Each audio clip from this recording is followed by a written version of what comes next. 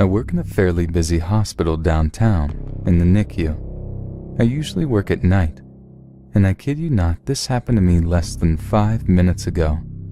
I figured it would be good to get this down in writing before I forgot. It's also a way for me to have some sort of proof in case something comes of it. During orientation, we are taught to be observant to the signs of a possible abductor. We were taught to look for oversized clothing, bags, and shifty behavior. Luckily, I've never encountered a strange individual until just now. It's currently 2:59 a.m., and I've been sitting at the front desk since 11. I'm a nursing student, so I usually just do clerical work around the unit. I also watch the cameras to make sure no one is here that isn't supposed to be here. It's usually pretty quiet at night. However, I've already had a sort of weird night, so this just adds a cherry on top of it. The NICU and most of the second floor is a locked unit. That means that in order to gain entrance, you have to pick up a phone which then rings to the desk. Usually it's parents wanting in to see their babies and family members who are lost. It quiets down around 11, so no one usually comes in or out during my shift, with the exception of housekeeping. One of the security cameras is situated so I can see who is picking up the first phone. I had been sitting here browsing Reddit when the phone rang. I glanced over at the phone, thinking it was a parent wanting an update or something like that. It took me a second to register that it was the number for the first set of doors/phone. I picked it up and looked over to the screen. There was a lady in baggy clothing with a sling on her arm. I answered the door, and she said she wanted in to find her cousin, who apparently had been brought up from the emergency department. I asked for the last name, and she unintelligibly rambled off a Latino name that I only caught the first part of. Knowing that we did not have any new admissions, I told her we didn't have anyone by that name. I tried to get some information out of her, and she again said that her cousin had been brought up from the ED. I told her in that case she would want to go to labor and delivery and talk to them. She hesitated, then said okay and walked away. I got a really weird feeling from her, so I checked the census to see if there was anyone that was being assessed in L&D, and there wasn't. So either she was at the wrong hospital, or she wanted in the unit to do something a little bit more sinister than just to see her cousin. I shrugged it off and figured that her cousin was in L&D and that she would find her and all would be well. About 5 minutes later, the same lady appeared in her extremely baggy clothing and her sling. The only difference was that this time, she was putting the sling on and using her injured hand to mess with something in her oversized sweatshirt. She picked up the phone and once again asked to be let in to find her cousin, and that L&D said that they had no one by that name. I told her the exact same thing, and that she would need to get in contact with her cousin and go back to L&D. She got hostile for a second, and then hung up the phone. Whether or not she was trying to gain access to the unit for things she shouldn't be doing, I'll never know. But creepy lady who looked like a baby snatcher, let's not ever meet again.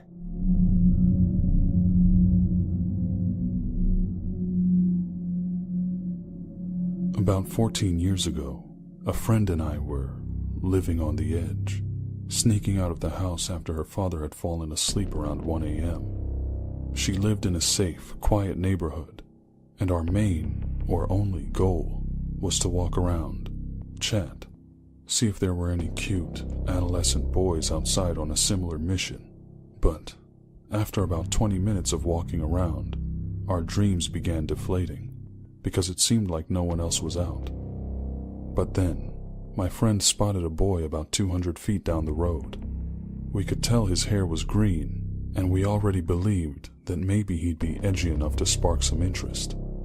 We slowly approached, and as we walked by, I distinctly remember that we made eye contact, before continuing on and giggling like nervous school children. Within 5 minutes, as we had continued, though slowly, to walk up the same street, we heard a few voices behind us. We turned, and instead of just one green-haired boy, there were now 4 to 5. From the distance, and in the dark, they seemed big, intimidating, and angry. We kept hearing them yelling questions. "Aren't you out past your bedtime, you sluts?" And, "That's right, you better keep walking fast.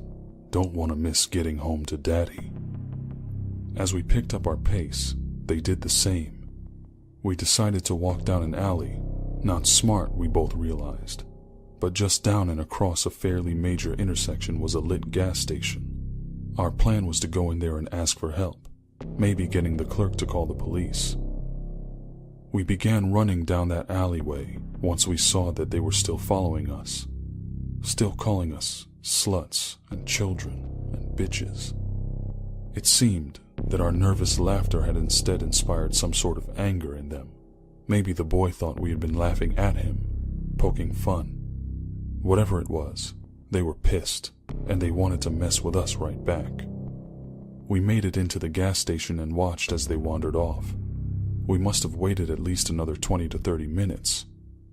When they had first come up behind us, we thought it was just a quick joke, an interaction that would come to a steady close. But they had followed, and we hadn't seen all their faces. After 20 to 30 minutes had gone by, we decided to try walking home. We took the back streets, since they had only seen us on the main one. We figured we were safe because they'd been gone for so long and we didn't see anyone around. We made it about 4 blocks before they reappeared.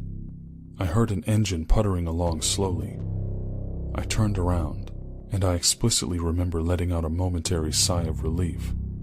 The car behind us was a Mustang. I remember stupidly assuming that no green-haired punk kid would have a Mustang. I was wrong. The first face I saw in the car was his. We were on the sidewalk, and they had driven right up next to us, still asking the same questions. This time, I didn't see any other girls with them. We kept saying we were sorry. We hadn't meant anything, but they just kept laughing and staring at us. Finally, as we came up to a street that we would have to cross, the car door opened. The green-haired boy opened his door and reached out to grab my leg, attempting to snatch me toward the car. I shrieked, and we both sprinted across the street. They sped up to make a right turn, positioning their vehicle right behind us. I remember feeling the breeze and heat of their car right behind my legs. They even tried to hit us. We dove into some bushes and crawled into a yard. Some drunken older women had a barbecue going, and as we crawled into their yards, 14 years old and sobbing, they scooped us up, told us to calm down, and to call the police. We did, and the cops came and asked us questions. Afterwards, the women gave us a ride back to my friend's house. I always wondered why the cops let them drive us, even though they were clearly drunk. Anyway, I hope I never meet any of those green-haired boys again.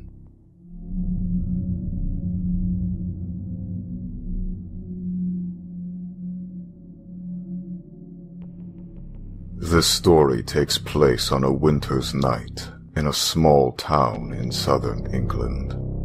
I'm a male and was around 17 at the time. I was over at a friend's house for a few drinks, as we were too young to hit the pubs and the weather too cold to drink in the woods as usual. My friend lived around 2 miles from where I lived, and around halfway home there was a shortcut through the woods, where we regularly hung out, which would shave off a precious few minutes on my walk home. We were having a good time, and enjoying a few cans of cider. I think it's a rite of passage for English youth. And at around 11 p.m., I decided to head home, as I had work the next morning. I headed out of my friend's house and through the alleyway to the main road. It was here that I noticed someone on the other side of the road, about half a mile back. I thought nothing of it.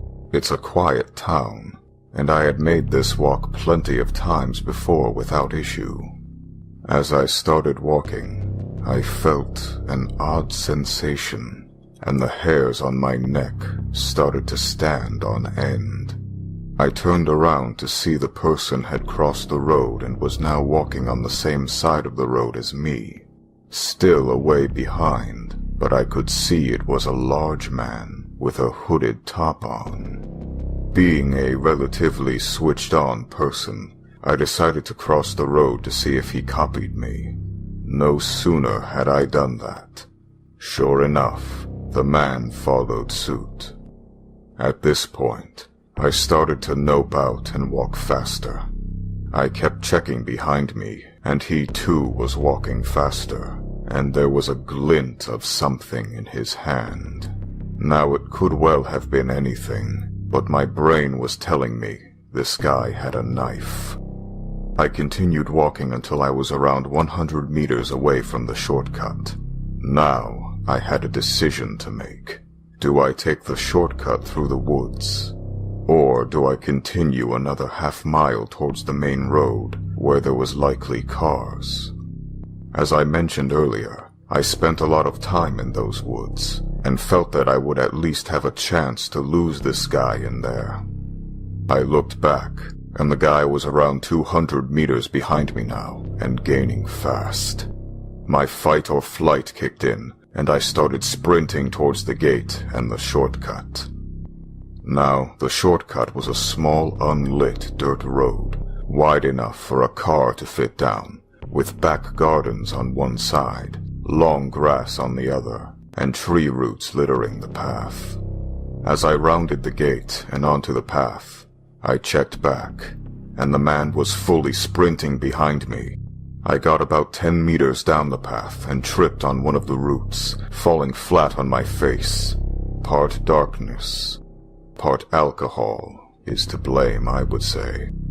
I knew I had seconds to make a decision on what to do before he got to the gate. I didn't think I could get up and go quick enough, plus my knee was shot after falling down. I did the first thing that came to my mind, and I rolled off of the path and into the tall grass, and lay there, trying to be as silent and still as possible. A moment later, I heard the gate rattle, and someone walk up the path behind me. Unable to see, as I was lying on my front facing forward, I prayed that he would not spot me. The man lingered for a moment around 4 feet away from where I was laying, catching his breath. He was breathing real heavy, and I could tell he was straining his eyes to try and see down the path in the dark. After what felt like eternity, he started walking off down the path, and I watched him go as far as I could see in the dark. My heart was beating fast, and the adrenaline was pumping through my body. I had sobered up very fast, and was now acutely aware of every single noise in the woods.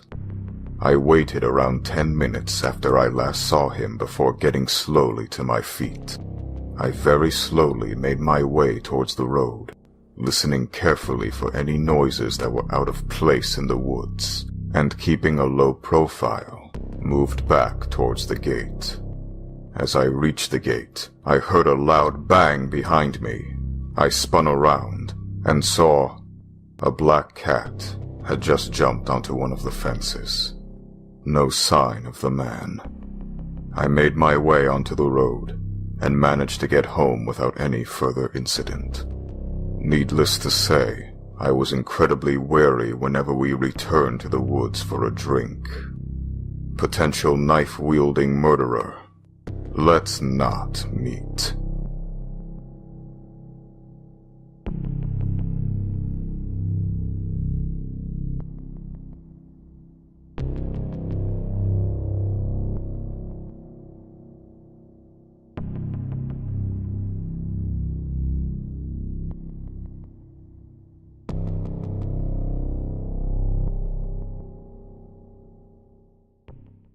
It's currently 2:59 a.m., and I've been sitting at the front desk since 11. I'm a nursing student, so I usually just do clerical work around the unit. I also watch the cameras to make sure no one is here that isn't supposed to be here.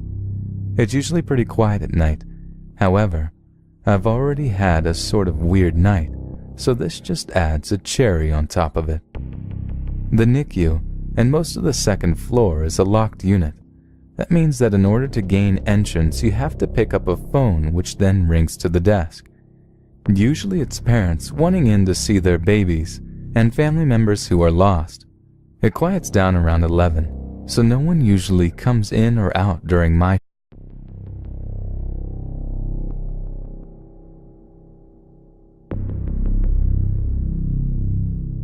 I work in a fairly busy hospital downtown, in the NICU. I usually work at night, and I kid you not, this happened to me less than 5 minutes ago.